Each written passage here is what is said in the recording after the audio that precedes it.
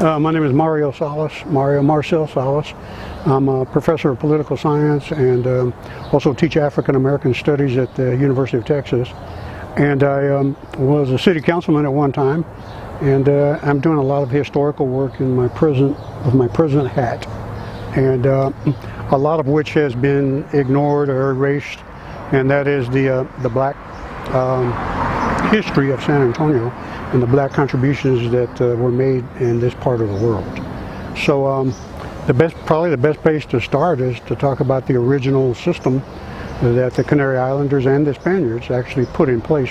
Spaniards were here first, Canary Islanders came second, and but what they had was a casta system literally based on the color of your skin.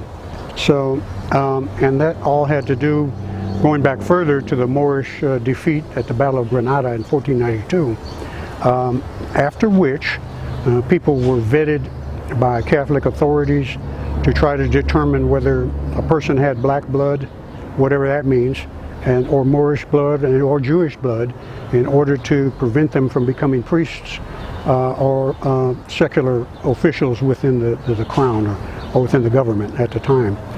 So that when Canary Islanders arrive here in San Antonio, they bring with them this idea of segregation based on skin color, and as a result, Spaniards who call themselves white, which is a misnomer in many ways,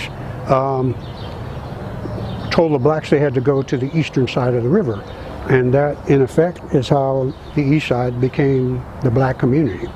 The San Antonio River, and I guess I put it in a little bit more straightforward terms, the San Antonio River was actually the first line of segregation in the city of San Antonio. So whites went to the western side of the river. When I say whites, we're talking Spaniards, and then Indians, mixed race people, Native Americans, and blacks or people of Moorish descent were sent to the eastern side of the river. Now, many blacks don't live over in this side of town anymore, but this is a lost, forgotten neighborhood that needs to be explored in more detail. And you look real close right here at the place where we're standing. This was about, roughly, where Mount Zion First Baptist Church was located. Right here where I was able to put this monument up for the city of San Antonio. And using my little magnifying glass, and these maps have been very helpful in identifying other black churches and neighborhood people that lived in the neighborhood in this particular area.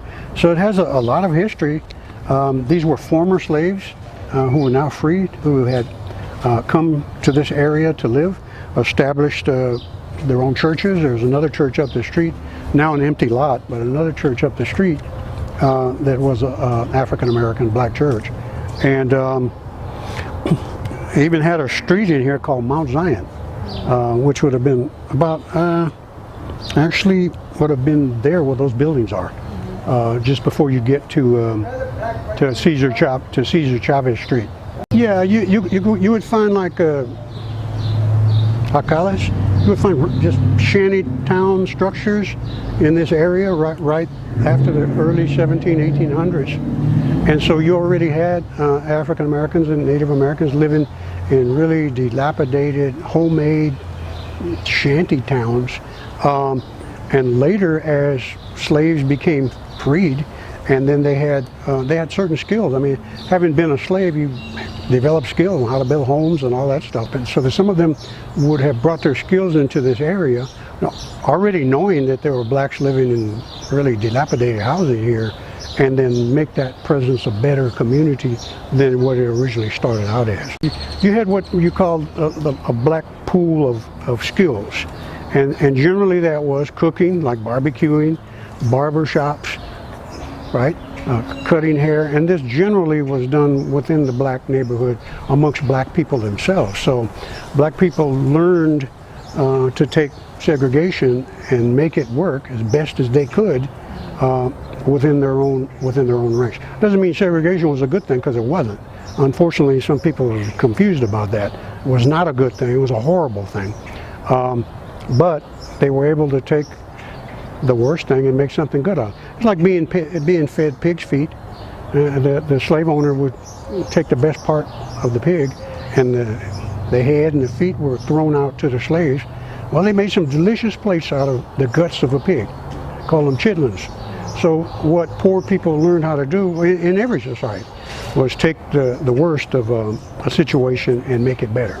Well, under the one of the acts of Congress in terms of housing, this area was many of the people forced out of the area and had to move further east. So when we talk about the black community, what people generally think of is on the other side of the Alamo Dome, without ever realizing that this was here, and these people were forced out as a result of building housing projects called the Victoria Courts.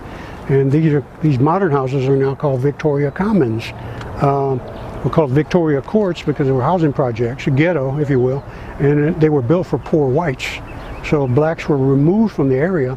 And let me tell you that people would complain to City Hall about they didn't want any black children walking in front of their house. And so a lot of the blacks were forced out, either threats of violence or just literally be told to get out and then forced on the other side of the railroad tracks. So though you had the original line of segregation, the river, then it becomes the railroad tracks after 1871. And some people make the argument it's the I-37 now. But the railroad tracks are still significant in that respect. So you would have had houses here, you would have had people coming up in their wagons, horse and buggy, getting out to go to church. And let me tell you, there was not a single paved street around here. They're all unpaved. Well, that gave Lafayette Walker a beautiful avenue to negotiate with the former slave owners and the Yankees. So Walker became a political boss. And how did he do that? Well, he wanted to go to church. He even said that. He wanted to go to church. Bellinger said it later, another black political boss that came after him. He even said he didn't want to go to church anymore in the mud. So when he would, I'm sure, be coming up here in his horse and buggy with his wife or family members, they would get all dirty and muddy just trying to go to church. So what he would do was play both sides against the middle. He would go to James Newcomb, who was the registrar of voters and founder of the San Antonio Express, by the way, and tell Mr. Newcomb, who was a Yankee unionist, after the Civil War, and during the Civil War, and then after the Civil War, Newcomb becomes a registrar of voters. So Walker would go to Newcomb and say, hey, who are you running for mayor? And Newcomb would tell him who it was. Well, if I'm going to go to church on Sunday and tell my church members who they ought to vote for, then I want this street fixed. And I want black people to get the jobs to fix it. Well, how many streets you want? And hypothetically, maybe he said 5, 6. I'm sure he wanted a street around his house fixed, the street where the church is at fixed. That would have given him political power with the church members. So that's what he did. So that's so surprising to some people. You know, how did blacks have that much power? Well, the Civil War was over. It was Reconstruction. That's how. And Lafayette Walker, and then later Charles Bellinger, another guy in between, John Grumbles. They literally controlled who would be the mayor in this town. So the black community controlled who would be mayor. And that's why you get the idea that there always ought to be some blacks involved in city government. Sometimes there's only one, and that to me is not good, but that's what they do. But that whole thing came from the era of Reconstruction in this town.